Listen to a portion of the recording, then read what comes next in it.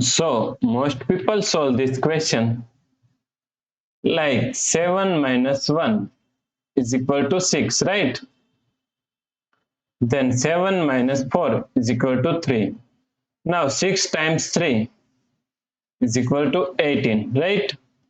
But this answer is not correct. This answer is completely wrong.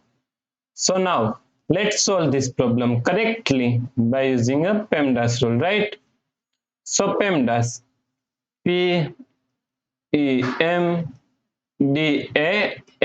According to PEMDAS rule, first priority is parentheses, then second priority is exponents, then third priority is multiplication and division. Here multiplication and division both have equal priority, so we have to solve it from left to right. Then fourth and last priority is addition and subtraction. Also addition and subtraction both have equal priority, so we have to solve it from left to right. So this question, here we have one subtraction, here multiplication, and here we have one parenthesis, right? So according to PEMDAS rule, first we have to solve parenthesis. So now 7 minus 1. Now solve this parenthesis. 7 minus 4 is equal to 3. So times 3, right? Now here we have one subtraction and here multiplication.